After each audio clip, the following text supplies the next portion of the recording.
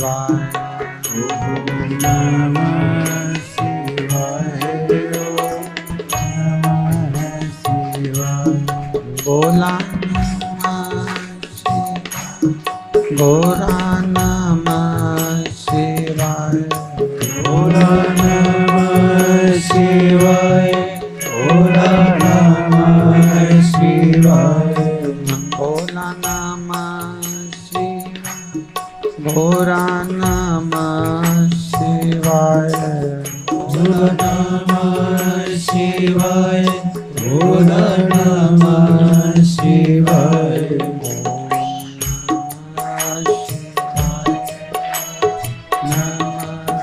शिवाय। ओम नमः शिवाय। ओम नमः शिवाय। ओम नमः शिवाय। ओम नमः शिवाय। ओम नमः शिवाय।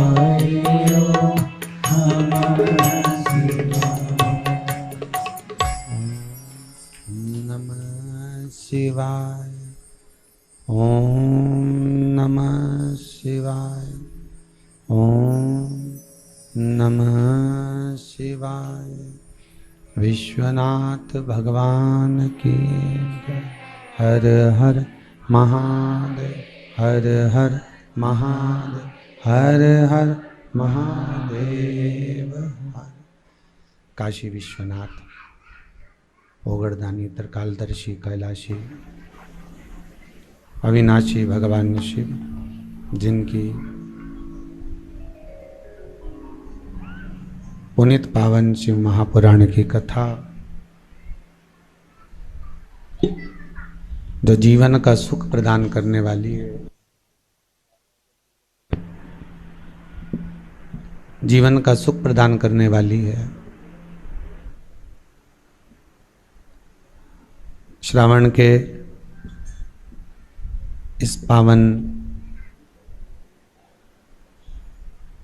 आनंदमय मास में भगवान भूतनाथ भूतेश्वर भगवान शिव जो जीवन का एक आनंद सुख प्रदान करने वाले हैं,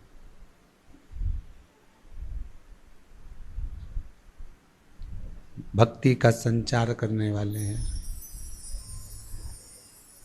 और इस मानव देह में, मनुष्य के शरीर में स्वयं शिव तत्व समाहित है। तो शिव से मिलन करवाने वाले भी हैं। ऐसे परब्रह्म परमात्मा भगवान ओगड़दानी त्रिकालदर्शी कैलाशी अविनाशी भगवान शिव, जिनकी पुनीत पावन शिव महापुराण की कथा श्रवण है, पंचामृत के रूप में भगवान की पावन शिव महापुराण की कथा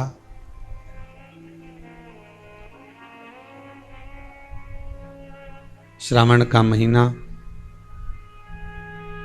और अविरल भक्ति को प्राप्त करने का एक मौका।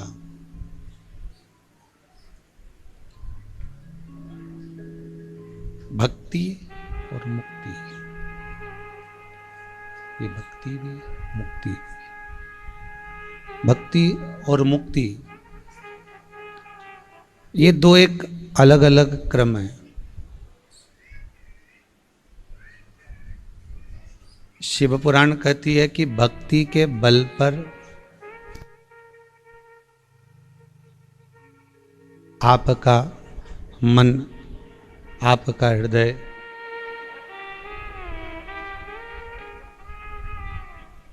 इस भक्ति के बल पर यदि हमको परमात्मा तक लेकर जाना है तो ये केवल एक भक्ति ही साधन हो सकती।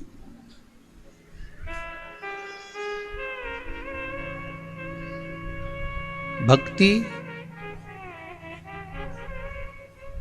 परमात्मा के श्री चरणारविंद तक ले जाकर छोड़ देती है और फिर परमात्मा का जो दर्शन है, ये इंद्रियां, नयन जो परमात्मा को भीतर उतारते हैं,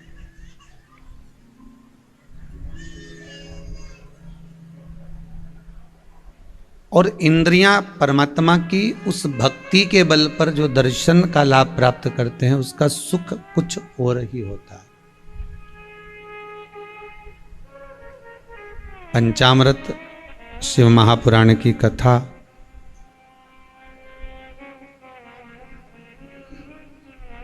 पांच कर्मेंद्री, पांच ज्ञानेंद्री और एक मन, इन 11 इंद्रियों को वश में करने का भी एक तरीका है। इन 11 इंद्रियों को अपने करीब में ले जाने का एक शिव पुराणिक साधन है।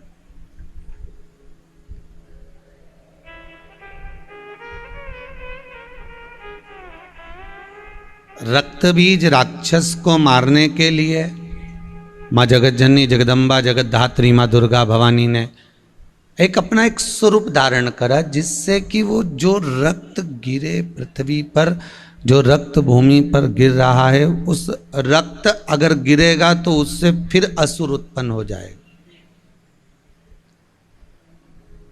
बार बार राक्षस उत्पन्न हो तो वो राक्षस का संहार करने के लिए माँ जगतजननी, माँ कालरात्रि, माता काली को प्रकट किया गया।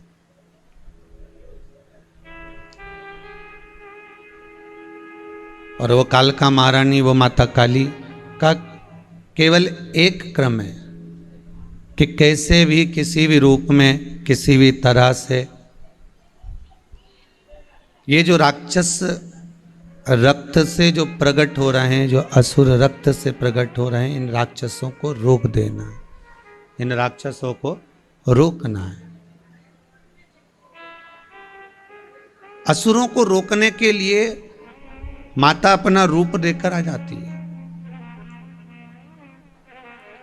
शिव महापुराण की कथा को आप अगर धारण करेंगे, शंकर के चरित्र को आप अपने जीवन में उतारेंगे, तो आपको ज्ञात होगा कि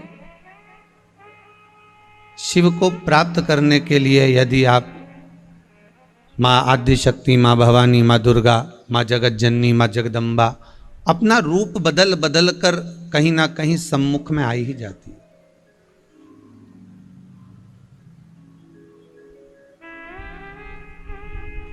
माता का स्वरूप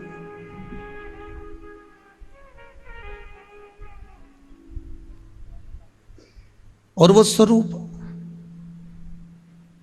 केवल एक कालका महारानी या काली महारानी या जगदम्बा, दुर्गा, भवानी, शारदा का नहीं।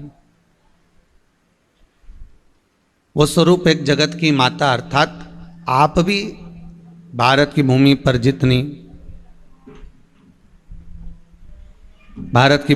जितनी माताएं जो इस संपूर्ण संसार में जो हैं, उन माताओं का जो क्रम है, वो क्रम भी यही है।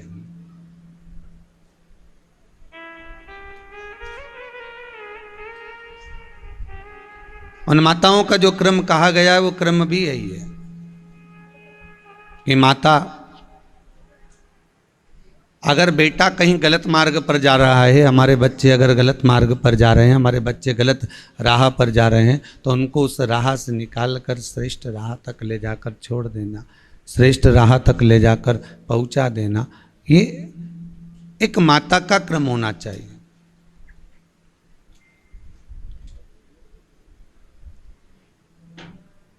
अच्छे मार्ग तक पहुंचाने का, श्रेष्ठ मार्ग तक लेकर जाने का। एक बात पहले भी कही, आज फिर कहते हैं कि बच्चों को कार ना दिलाइए, अगर बच्चों को दिलाना है तो संस्कार दिलाइए। कार दिलाएंगे, बच्चे बेचकर उसको खा जाएंगे। संस्कार दिलाओगे तो बच्चे कारों की भी लाइन लगा देंगे। महाराज, कारों की भी लाइन बच्चे लगा देंगे। अगर कार शोभा जब देती है जब घर में संस्कार होते हैं।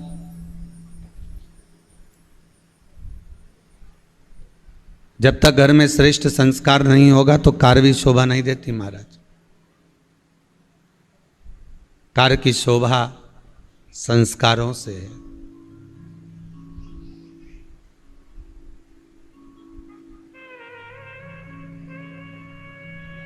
इस भारत की भूमि की जो शोभा है, इस भारत की भूमि की जो प्रधानता है, प्रथमता है, वो यहाँ के संस्कारों से है।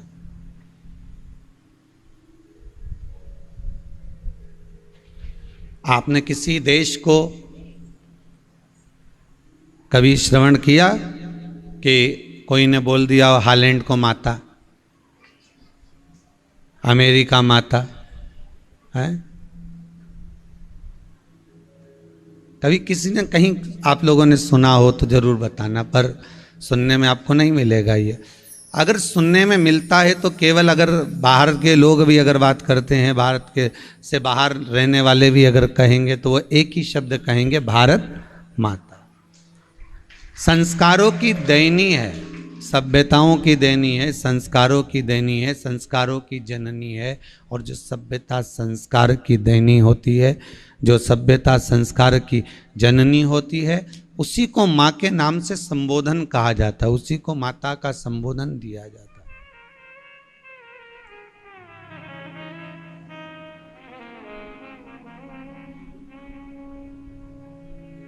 बरसों की गुलामी से आज ही का दिन,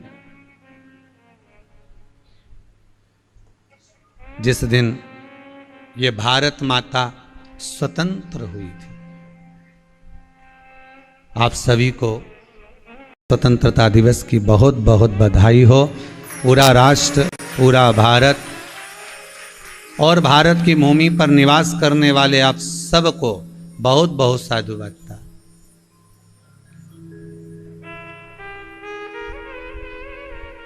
बस एक निवेदन रहेगा आज स्वतंत्रता दिवस के अवसर पर, जितने भी श्रोता भाई बहन, जितने भी भक्त इस पावन शिव महापुराण की कथा को श्रवण कर रहे हैं, शंकर के चरित्र को सुन रहे हैं, शंकर की कथा का अनुमोदन कर रहे हैं, शिव चरित्र को अपने भीतर उतार रहे हैं, उनसे मेरा केवल इतना सा निवेदन है कि शंकर की कथा तो सुनो और अपने जीवन में उतारो, मना नहीं है, पर शंकर की कथा के साथ में कुछ राष्ट्र, कुछ धर्म की रक्षा का भी भाव प्रकट करो।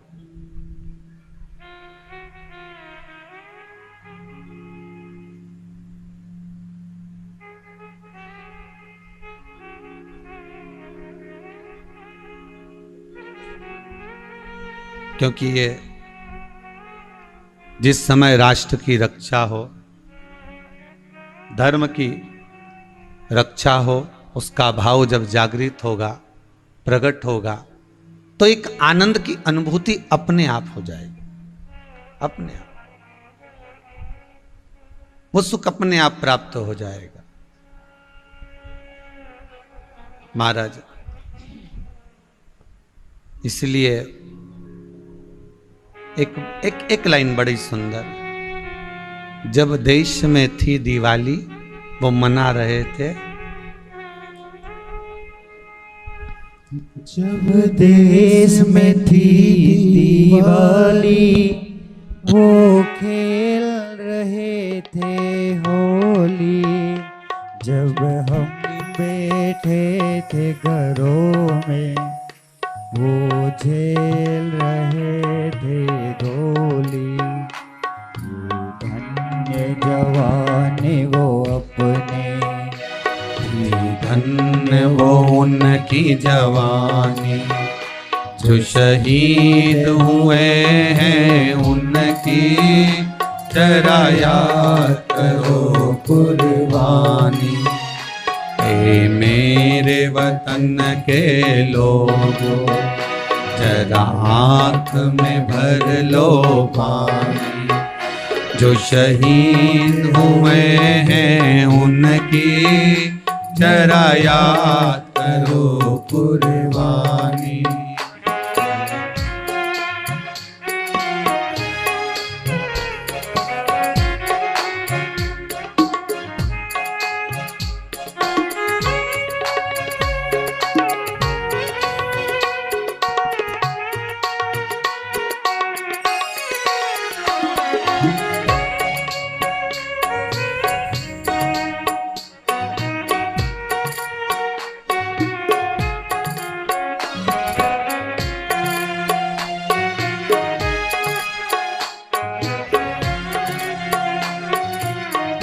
भाव से जितने भी जब घायल हुआ हिमालय, खतरे में पड़ी आजादी, जब तक थी सांस लड़े हो, जब तक थी सांस लड़े हो, फिर अपनी लाश बिछा दे, संगीन पे धर कर माथा, सो गए अमर बलिदानी, जो शहीद हुए हैं उनकी जरा याद करो कुर्बानी।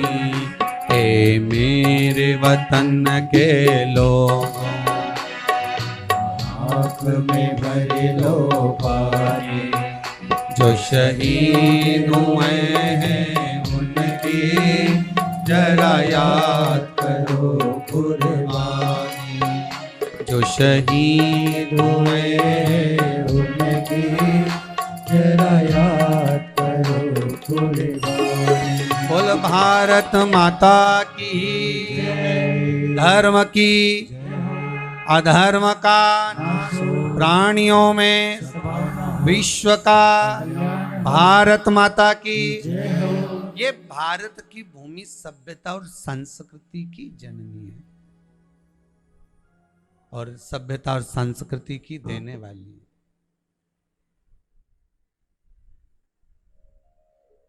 और ये कोई साधारण सी भूमि नहीं है। फिर निवेदन करेंगे, बारंबार पहले भी कहा, फिर कहते हैं, बारंबार कहते हैं, ये कोई साधारण नहीं है महाराज जी। संस्कार जहां मिल रहे हैं, सभ्यता जहां मिल रही है, प्रेम वात्सल्य करुणा जहां मिल रही है, कोई सहज नहीं। एक गलती माता पार्वती से हुई, कौन सी हुई? जब माता पार्वती ने राक्षसों का संहार करने के लिए काली का रूप धारण करा, और काली का रूप धारण करा, उसके बाद में माता काली का रूप रखकर इतना क्रोध था माता के, इतना क्रोध था माता को, देवताओं ने भगवान शिव को भेजा कि आप जाइए और जाकर जरा क्रोध को शांत करिए।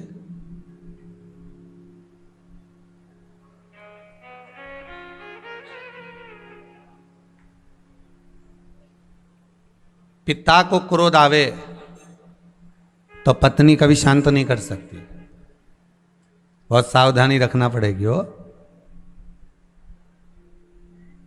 और तुम पहुंच गई तो और गुस्सा बढ़ जाता है, फिर तो पास में कहीं जूता वूता पड़ा हो ही नहीं, तो और गुस्से में, या हाथ में मोबाइल पड़ा हो या कोई सामान पड़ा हो तो फेंक देता है, मार देता है, ये चलो यहां से, तो फिर क्या करना जाकर।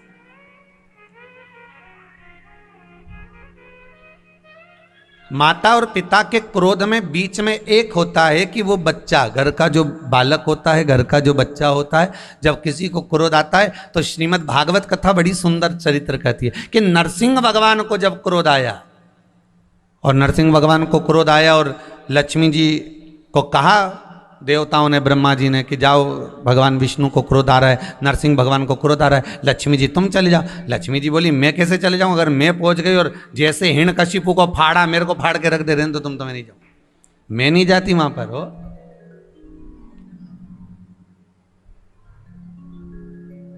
फिर लक्ष्मी जी ने कहा कि अगर क्रोध आ रहा है और कोई जाने वाला नहीं है, मान लो, और कोई नहीं जा सकता है, तो एक काम करा जाए कि घर का जो बच्चा है उसको भेजा जाए।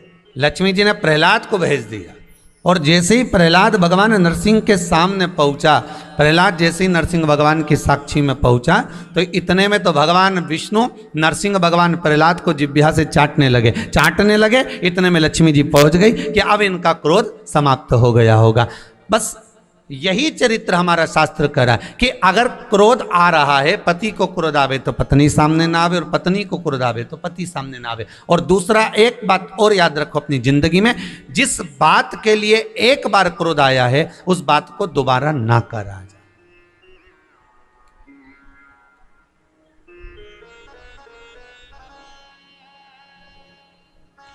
पर आदत है, एक बार जिस बात के लिए क्रोध आता है ना, जब दूसरी बार झगड़ा होता है ना, तो पुरानी बात जरूर घसीट के लाई जाती है। हमसे तो बोलना ही मत, तुम्हारी अम्मा ने जो करा है ना हमारे साथ, हम भूल नहीं सकते। तो पति बोलता है अम्मा को मरे हुए 2 साल हो गए और अभी भी लेकर बैठी है, तो क्या हुआ, अम्मा वहां चली गई तो क्या हम भूल जाएंगे जो हमारे साथ करा है? अरे अब तो छोड़ो, अब तो समाप्त करो। पर नहीं,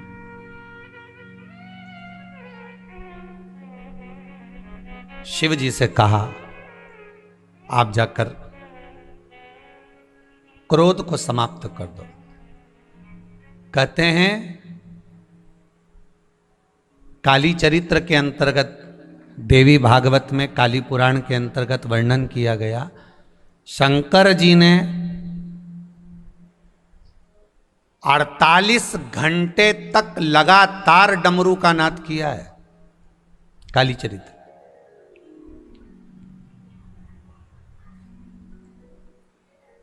क्यों करा?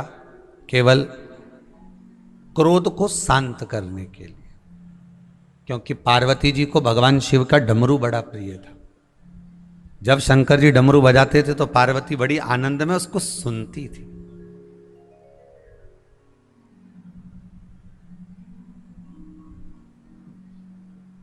अब होता है कभी कभी पत्नी को क्रोध आवे तो पत्नी को जो प्रिय वस्तु हो कि इसको बाजार में से क्या क्या लाकर देना है, तो वो गुस्से में रहे तो तुम बाजार जाके कोई सामान थोड़ी ना ला सकते हो कि लेकर आ जाओगे कि मैं अभी आया जलेबी इसको प्रिय जलेबी लेकर आता हूँ कि ये गुस्सा कर रही जब तक जलेबी ला के दे देता हूँ। तो तुम्हारी जलेबी का इंतजार करेगी क्या वो? अब शिवजी डमरू बजा रहे हैं, भगवान शंकर डमरू का नाद कर रहे हैं और खूब डमरू भगवान शंकर ने बजाए।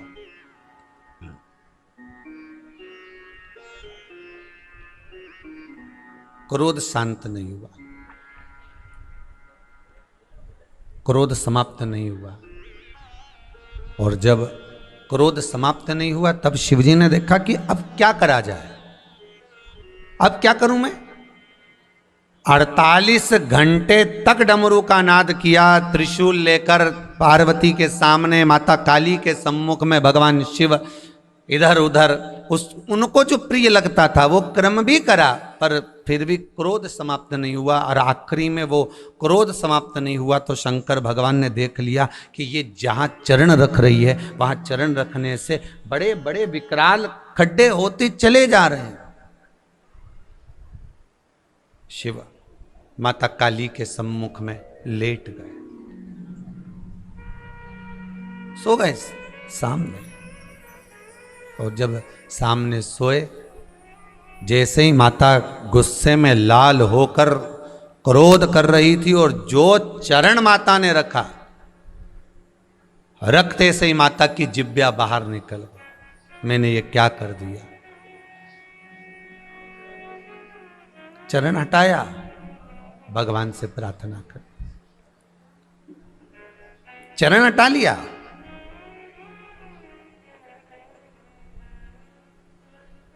शिव पर जो चरण रखा पार्वती जी ने हटा लिया, पर किसी ने फोटो खींच लिया, वो आज तक चल रही है।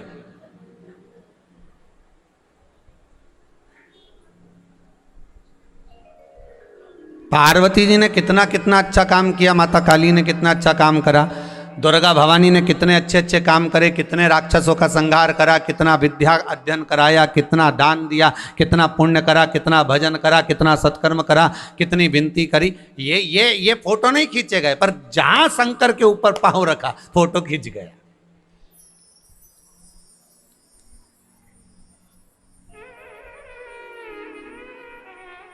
मेरी हर घर में रहने वाली बहुओं से, हर घर में रहने वाली बेटियों से, हर घर में रहने वाली माताओं से मेरा एक निवेदन है, आप बोलो मना नहीं है, खूब बोलो मना नहीं है, पर अपने जीवन में कोई ऐसी वाणी मत बोलकर चले जाना जिससे वो वाणी दुनिया के लोग फोटो खींचकर रख लें और हर वक्त तुम कितना भी अच्छा काम कर लेना, कितना भी अच्छा उनके साथ व्यवहार कर लेना, फिर भी ले देकर वो समय फिर याद आ जाएगा कि इसने मेरे साथ ऐसा किया। वो फोटो खिंच गया, वो फोटो सामने आ गया जो माता काली की स्वयं शिव जी के ऊपर अपना चरण रखी, वो फोटो खिंच गया। आप जीवन में कितना भी अच्छा कर लेना किसी के लिए, पत्नी को आप कितना भी अच्छा व्यवहार रखो, पति के साथ कितना भी अच्छा व्यवहार रखो, पर आप नाते रिश्ते कुटुंब कबीले, आप अपने कुटुंब अपने बुजुर्ग आदि आदि के साथ कितना भी अच्छा व्यवहार कर लो, अपने मित्रों के साथ, अपने सहेलियों के साथ, अपने सखाओं के साथ में आप कितना भी अच्छा व्यवहार कर लो, पर आपने जिंदगी भर खूब दिया और अगर एक बार आपने अगर कोई बेकार काम कर दिया तो फोटो खिंच गया, बस वो फोटो खिंच जाता, और वो फोटो खिंच गया फिर वो जीवन में उतर गया। वो एक्सरे मशीन है, वो अंदर से उतार लेती है, फिर वो उस फोटो का तुम कितना भी अच्छा कर लेना, कितना भी भला कर लेना, फिर उसका कोई महत्व नहीं।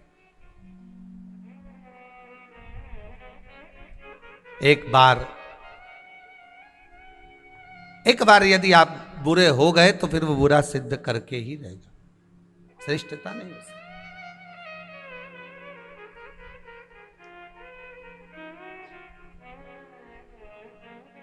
आज एक माता बड़ा सुंदर श्रृंगार कर कर गाय को केले खिला रही थी। अब गाय केला नहीं खाए, वो मुंह में फिर केला दे, गाय फिर केला नहीं खाए, ये फिर मुंह में केला दे, गाय फिर नहीं खाए। अब गाय इधर मुंडा करे इधर मुंडा करे, और ये बढ़िया सिर पे पल्लू वल्लू लेके बढ़िया सज धज के बढ़िया खजूर वाली छोटी मोटी बना बुनू के और जोरदार आई, और खूब वहीं रोड पे बढ़िया प्रेम से बाजार में जहाँ गाय खड़ी थी वहीं पर वहीं केला देती जा रही है, वहीं केला देती, नहीं खाए।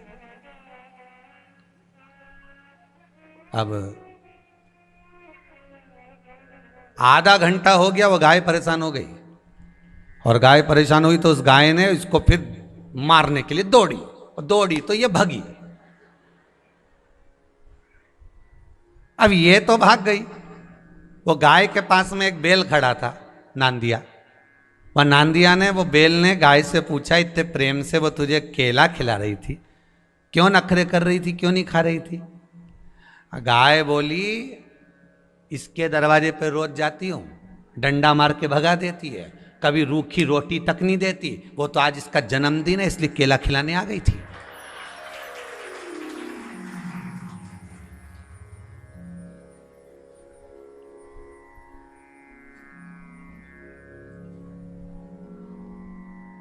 ये एक आंटी की कथा नहीं है,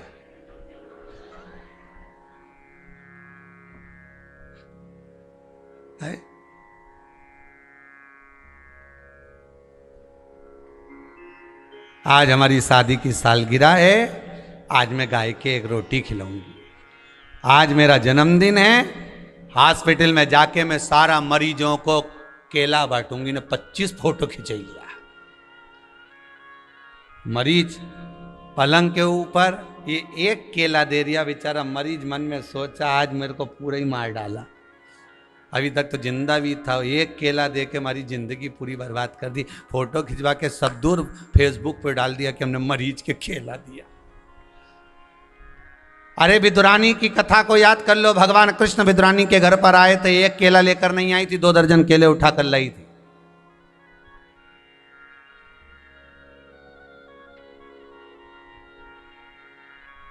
गाय ने बैल से कहा, नंदी से कहा, ये मुझको अगर प्रेम से रूखी रोटी भी खिला देना तो मैं खा लूं,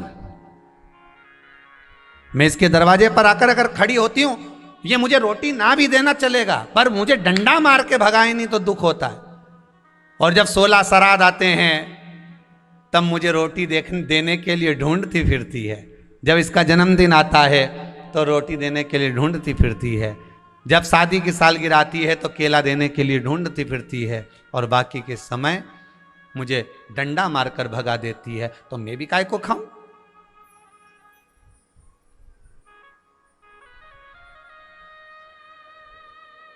ये केवल खाने और ना खाने वाली बात नहीं है, ये तो स्वीकृति और ना स्वीकृति वाली बात है। अरे भाई, धेनु मानस के अंतर्गत लिखा है कि गौ माता को आप प्रेम से अगर एक ग्रास भी दे रहे हो, प्रेम से अगर आप एक जरा सा भाग भी प्रदान कर रहे हो, तो गौ माता उसको स्वीकार कर 33 कोटि देवताओं का पुण्य आपके खाते में डाल देती है।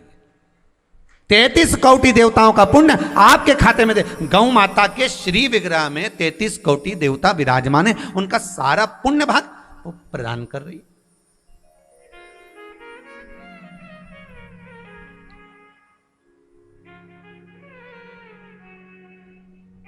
33 कोटि देवताओं का पुण्य।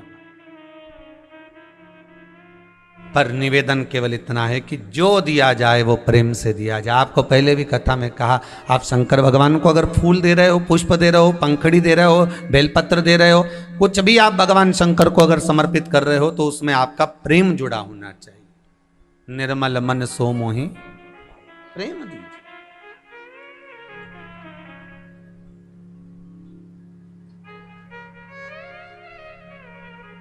एक फोटो खिंच गया, वो चरण रखा हुआ, वो फोटो की मूर्ति आज तक मंदिरों में पूजी जा रही है, माता काली की।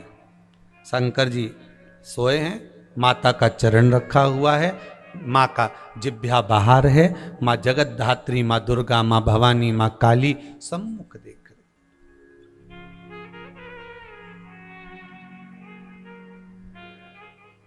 पर कभी आपने विचार करा, एक गलती माता से हो गई थी और उसका प्रायश्चित करने में माता को कई साल लग गए थे, कई वर्ष।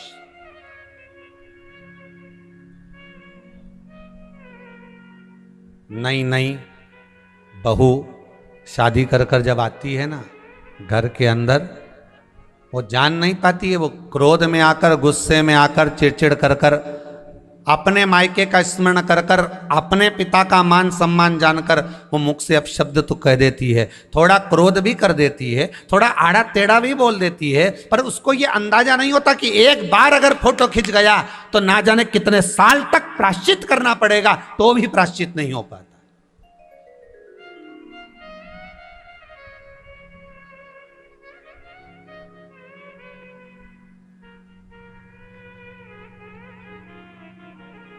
कितने वर्ष तक आप प्रायश्चित कर रहे हो? तो माता काली ने चरण तो एक बार रखा था, वर्षों वर्ष, हजारों वर्ष तक माता काली तप करती रही। माता काली वन वन भ्रमण करती रही। आखिरी में व्यास नदी के तट पर जाकर माता काली ने जो साधना करना प्रारंभ करी कि मेरे पांव रखा गए मेरे स्वामी के ऊपर, मुझसे गलती हो गई, गलती हो।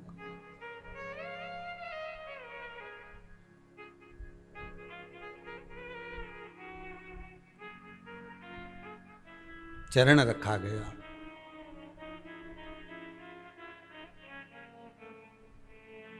अब ये चरण रखा तो गया है, अब इसकी क्षमा याचना जो माता ने करा व्यास नदी के तट पर, जब क्षमा याचना करने के लिए तब साधना में माता काली डूब गई, तब शिव को आना पड़ा, तब भगवान शंकर को वहां प्रकट होना पड़ा। शिव जी ने पूछा, कालका, एक काली, तो इतने सालों से एक कालका, ए पार्वती, ए जगदम्बा, ए शैलपुत्री, ए उमा, ए कात्यायनी, कुष्मांडा, चंद्रघंटा, स्कंदा, ये तो बता कि तुझे इतने वर्ष तप साधना में लग गए। पार्वती जी बोली, माता कालका बोली कि प्रभु बस आपकी तो बाट थी, आपका ही तो इंतजार था, गलती मैंने जिसके लिए करी है उससे क्षमा चाहिए। लड़ाई करी पति से, फोन करके सुना रही मायके में, मम्मी ऐसा हो गया, मम्मी वैसा हो गया। गलती पति से, तो फिर क्षमा किससे मांगना चाहिए? अरे जम के तो बोलो पति से ही मांगना है ना। और पति से गलती हो गई तो क्षमा मांग लो, क्या क्या दिक्कत है भाई? अगर पुत्र से, पिता के प्रति गलती हुई है तो पुत्र क्षमा मांग ले पिता से।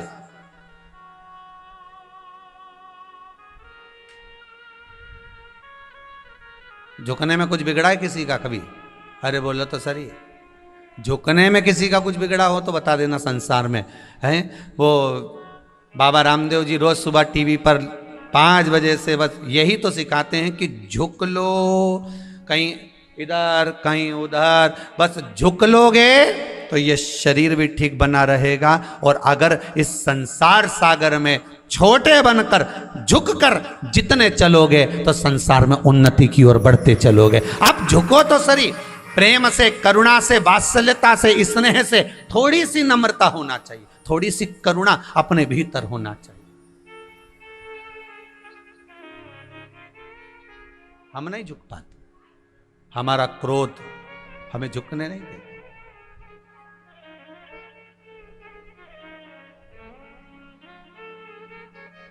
पार्वती मैया, माँ जगत जननी, माँ जगत धात्री, माँ दुर्गा भवानी, आद्य शक्ति माँ कालका, व्यास नदी के घाट पर बैठकर, व्यास नदी के तट पर बैठकर जब तप साधना में डूबी, तब शिव का आगमन हुआ। शंकर भगवान ने आकर पूछा, क्या बात है कालका, क्या हो गया तुमको? माता पार्वती जी कहती हैं कि मेरा चरण आपकी छाती पर रखा गया, आपके ऊपर रखा गया, उसका मुझे बहुत दुख है, उसका मुझे बहुत गम है, बहुत दुख है।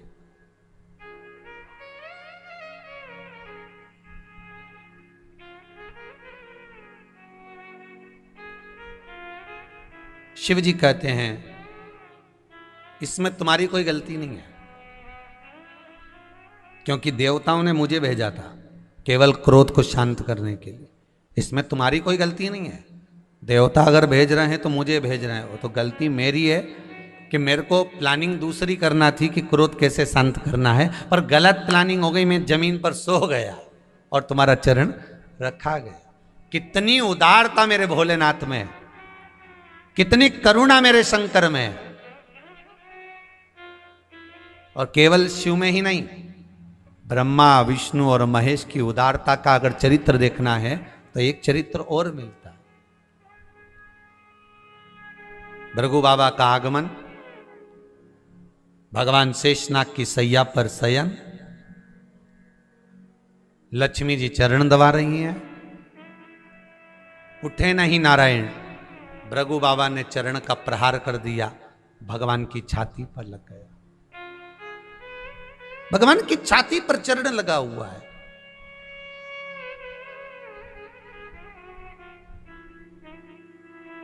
भगवान विष्णु उठे, लक्ष्मी जरा दौड़ कर जाइए, जल्दी से चंदन का कटोरा लाइए,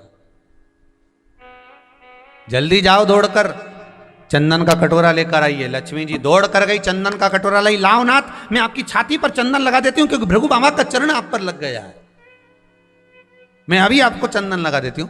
भगवान बोले चंदन का कटोरा मुझको दे दे। लक्ष्मी लाओ मुझे दो। लक्ष्मी जी बोली मैं लगाती हूं ना आपको। नहीं नहीं, मुझे चंदन तुझसे लगवाना नहीं है, मुझे लगाना है। किसको? भृगु ऋषि को बिठाया शेषनाग की सैया पर, भगवान उनके चरण में चंदन लगा रहे हैं। लक्ष्मी जी बोलती हैं प्रभु चोट आपको लगी होगी क्योंकि लात आपको मारी है। भगवान कहते हैं मेरे हृदय में तो भक्त विराजमान है और आज भक्त ही मेरे द्वार पर खड़ा हुआ है, तो चोट किसी दूसरे को नहीं लगी, जो भक्त दिल में बैठा था उसी भक्त को चोट लगी है, इसलिए चंदन उस भक्त को लगाया जा। जो मेरे हृदय चित्त में बैठा हुआ है, जो मेरे मन में बैठा हुआ है, संत, साधु, सन्यासी, तपस्वी, साधक, उपासक, ये जितने मेरे हृदय में बैठे हुए, चोट इनको लगी है।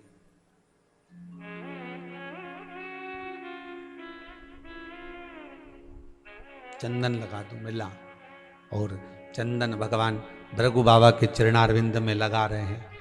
भृगु बाबा के मन में आया कि बताओ चंदन और मुझे लगा रहे हैं और छाती में इनको लगी है। भगवान ने भी कह दिया मैं वर देता हूं। भृगु बाबा बोले नारायण तुम्हारी छाती पर जो चोट लगी है, मेरे चरण का चिन्ह कभी नहीं मिटेगा, वो रहेगा, वो रहेगा। और जब तक मेरे स्वरूप में चरण का चिन्ह है, चरण का चिन्ह,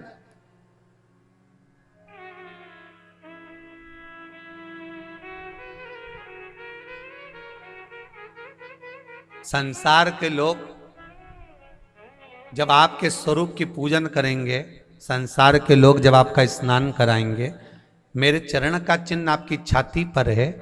जब आपका स्नान होगा तो मेरे चरण का भी स्नान होगा। आपके घर में लड्डू गोपाल हैं सबके यहाँ? जितने लोग आस्था पर कथा सुन रहे हो, जितने लोग फेसबुक यूट्यूब पर कथा सुन रहे हो, कुबेरेश्वर बाबा की इस धरा से कथा सुन रहे हो, आपके घर में लड्डू गोपाल होंगे तो लड्डू गोपाल की अगर स्वरूप देखेंगे कपड़े हटाकर तो भगवान का चरण का चिन्ह उनकी छाती पर आपको नजर आएगा।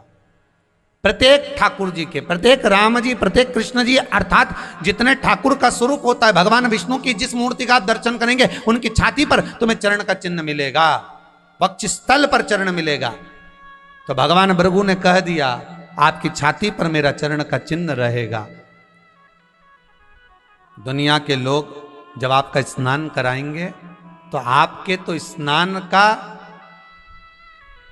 जल उनको प्राप्त होगा, पर मेरे चरणारविंद का जल जब उनको प्राप्त होगा तो उनके हृदय में भक्ति का संचार होगा और नारायण का दर्शन होगा। भक्ति का संचार के लिए मैंने ये चरण का चिन्ह आपकी छाती पर, आपके वक्षस्थल पर आपको दे दिया। ये चरण का चिन्ह मैंने आपको दिया, ये चरणारविंद का चिन्ह आपको प्रदान कर दिया।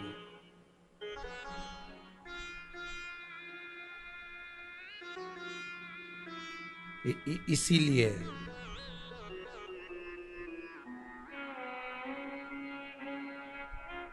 भगवान के चरणों की रज, भगवान के चरणों का जो सुख है वो सुख, गलती तुम्हारी नहीं है पार्वती, गलती तुम्हारी नहीं है पार्वती, गलती तो हमारी है जो हम जमीन पर सो गए, हम मोबाइल रख दिया साइड में, ठीक है। अब तुम्हारा इतना महंगा मोबाइल 10,000 का, 5,000 का, 20,000 का, 25,000 का, छोटा सा बच्चा खेल रहा है, समझना एक छोटी सी बात, बहुत ध्यान से उतारना अपने जीवन में। छोटा सा बच्चा खेल रहा है और खेलते खेलते उसने लात रख दी उस मोबाइल पर और उसका कैमरा फूट गया, टूट गया, और बहू छोटे से बच्चे को झाड़ू से झूड़ रही हो, खूब मार रही हो, इतने में सास दौड़ कर आ जाए और सास दौड़ कर आकर के क्या हुआ, क्या मेरे मोबाइल पे चढ़ गई, उसका कैमरा खराब कर दिया, 10,000 का मोबाइल, 50,000 का, 25,000 का, 30,000 का मोबाइल। तो सास क्या बोलेगी, कहां रखा था, यहां। अब बहू को बुरा नहीं लगना चाहिए, सास बोलेगी यहां रखा ही काय को था, वो टेबल थी, तो वो टेबल थी, सोफा था, कुर्सी थी, पलंग था, कहीं एकांत में रखती, संभाल कर रखती, ध्यान तुम्हारा नहीं, तुमने रख दिया बीच में, और बच्चे तो बच्चे चढ़ गए उसके ऊपर। तो यहां शिव कहते हैं, शंकर कह रहे हैं इसमें तुम्हारा दोष नहीं, इसमें दोष मेरा है जो मैं भूमि पर सोया। हमें दोष किसी पर आरोपित नहीं करना कि दोष उसका, दोष अपना। दुनिया के बहुत कम लोग होते हैं जो अपना दोष स्वीकार करते हैं।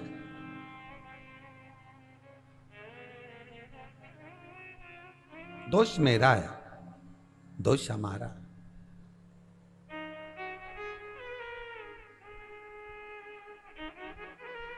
और गलती मुझसे हो गई, क्षमा चाहता हूं। आप क्षमा मत मांगो, माता काल का कहती हैं, माता काली कहती हैं आप क्षमा मत मांगो। पत्नी कई बार गलती कर जाती है, पति मम्मी के पास जाकर कहता है मम्मी क्षमा कर दो, वो तो उसमें तो बुद्धि नहीं है। माँ कहती है तू क्यों क्षमा मांग रहा है बेटा, तुझे क्षमा की जरूरत क्या है, तुझे सॉरी कहने की जरूरत क्या है। गलती किसी ने करी है तो क्षमा वो मांग लेगा, समय आने पर मांगेगी क्षमा, तुम चिंता मत करो। पर शिव पुराण कहती है, शंकर कह रहे हैं कि गलती में नहीं नहीं नहीं नहीं स्वामी, पार्वती जी कह रही हैं, माता काल का कह रही, माता काली कह रही है कि गलती मुझसे हो गई। बस यही जीवन की एक बहुत सुंदर गाड़ी है, बहुत सुंदर रास्ता, बहुत सुंदर मार्ग है। जीवन का सबसे सुंदर चरित्र अगर कोई है तो यह काली और शिव की कथा है कि शंकर कह रहे हैं गलती मुझसे हुई है, पार्वती जी कह रही हैं गलती मुझसे हुई है। अर्थात दोनों समझने को तैयार हो गए कि गलती तो हुई है, उसको संवार लिया जाए, और संवारने के बाद आगे जीवन में फिर उसको उतारा ना जाए, उस गलती को फिर सुधार कर चलना, उस गलती को फिर संवार कर चलना।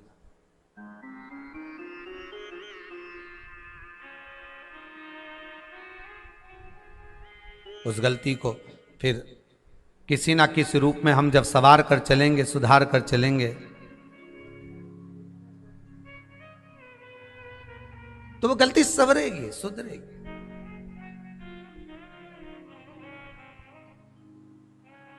एक माताजी ने, किसी ने आज फोन करा था ऑफिस में और कह रही थी कि हमसे गलती ये हो गई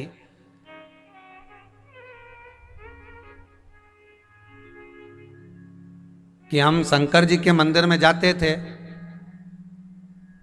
और शंकर जी के मंदिर का ही पानी भरकर, शंकर जी के मंदिर का ही कलश उठाकर, शंकर जी का ही वहीं का लोटा उठाकर शिव जी को चढ़ाते थे। और हमने आज पहली बार कथा में सुना महाराज जी की, उन्हें कहीं अभी तक नहीं सुना होगा, तो पहली बार कथा में सुना कि शंकर जी के ऊपर पानी घर का ले जाकर चढ़ाना चाहिए, पर हमने तो वहाँ का पानी उठाकर चढ़ा दिया। तो उसमें हमने बहुत दोष करा है, बहुत गलती करी। तो क्षमा क्या हो सकती, उसके लिए क्षमा क्या, उसके लिए याचना क्या? शिव महापुराण की कथा कहती है आपने बस दिल से कह दिया ना शंकर के पास जाकर कि अब गलती हो गई, अब नहीं होगी, यही क्षमा।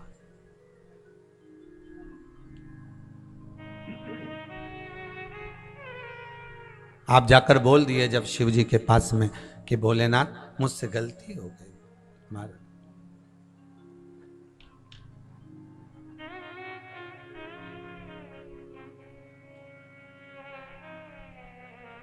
बस इस मन को समझा लेना, सवार लेना, सुधार लेना, यही गलती की।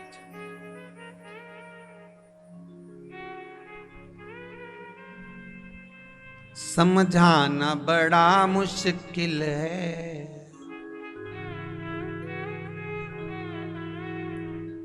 आखिर वो दर्द दिल है।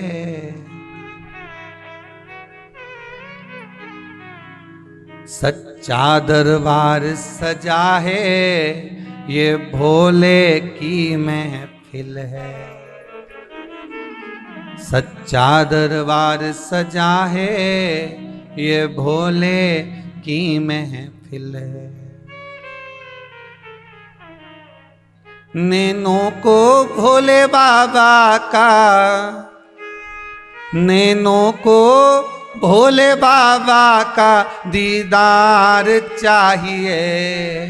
वो काशी रहने वाला भोलानाथ चाहिए। वो काशी रहने वाला भोलानाथ चाहिए। वो काशी रहने वाला भोलानाथ चाहिए।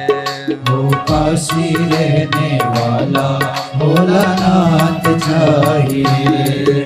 मेरे इस पगले दिल को, मेरे इस पगले दिल को, मेरे इस पगले दिल को, मेरे इस पगले दिल को आधार चाहिए। वो काशी रहने वाला वो काशी रहने वाला भोलानाथ चाहिए। वो काशी रहने वाला भोलानाथ चाहिए। वो काशी रहने वाला भोलानाथ चाहिए। आओ उस हाथों से ताली सेवा देते, इसकी आवाज बढ़ाओ, उनकी डाउन करते हुए इसकी बढ़ाई। भाव से दोनों हाथों से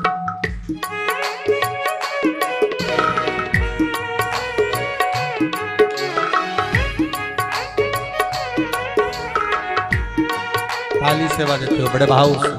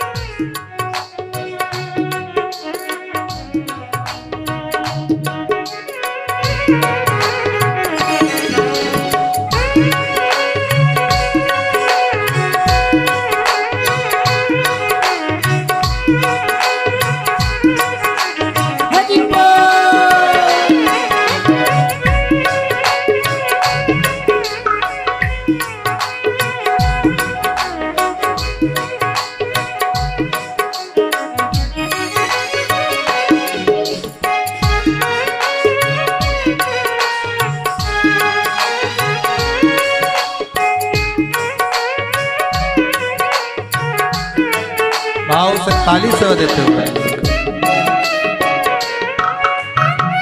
जय हो।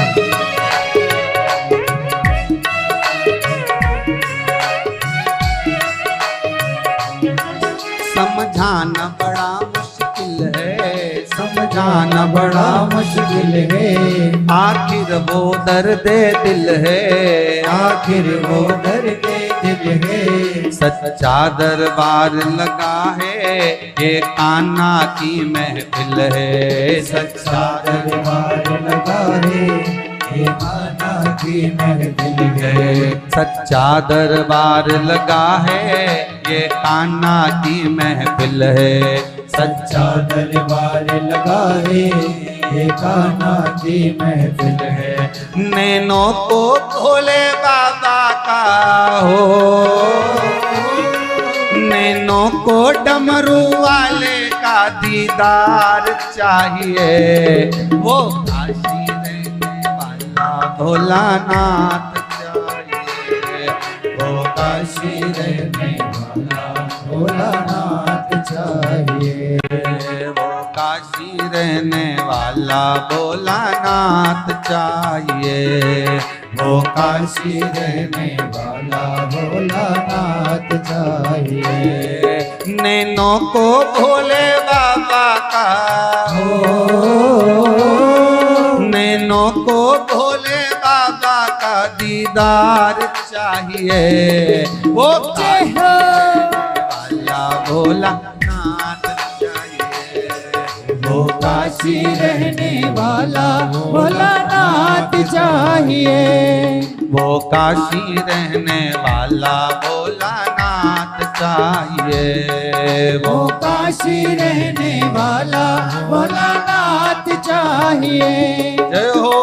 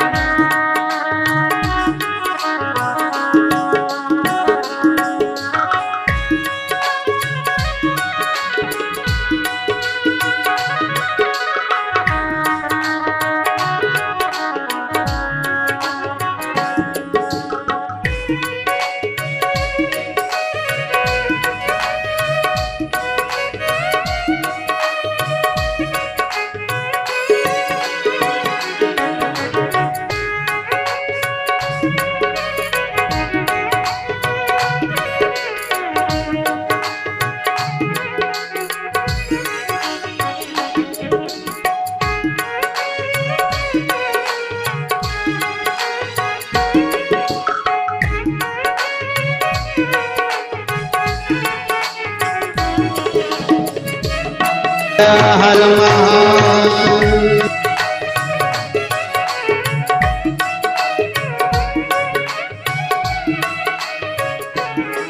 कुछ कमी न अरमानों की, कुछ कमी न अरमानों की, तेरे इन दीवानों की, तेरे इन दीवानों की। मुझको मदहोश बनाए एक तार तेरे नैनों की, मुझको मदहोश बनाए दिल नाच उठे वो,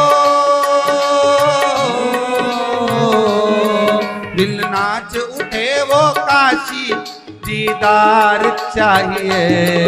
वो काशी रहने वाला भोलानाथ चाहिए, वो काशी रहने वाला भोलानाथ चाहिए।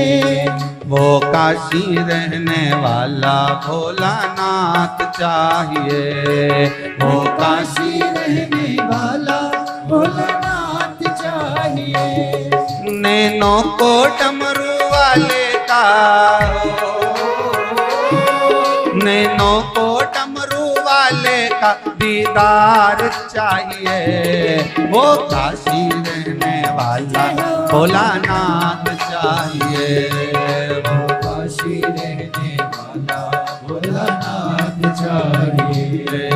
वो काशी रहने वाला भोलानाथ चाहिए, वो काशी रहने वाला भोलानाथ चाहिए, वो काशी रहने वाला भोलानाथ चाहिए, वो काशी रहने वाला भोलानाथ चाहिए।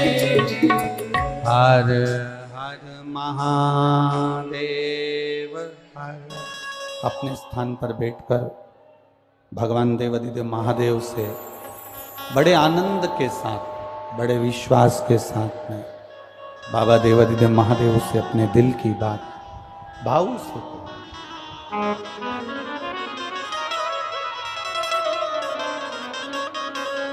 जहां जगह मिले वहां बैठकर बड़े प्रेम से बोलिएगा। और हम तो कार्यकर्ताओं से भी कहेंगे कि ये शिव पुराण बार बार आपको सुनने को नहीं मिलेगी, इसलिए प्रयास करो आप भी जब शिव महापुराण में बाबा से स्तुति करने का, प्रार्थना करने का, बाबा से निवेदन करने का मौका मिले, दिल से करें। जहाँ जगह मिले वहाँ बैठकर भाव से बोलें। जिन जिन को भाव से बोलना आता है सभी प्रेम से बोलेंगे। श्री शिवाय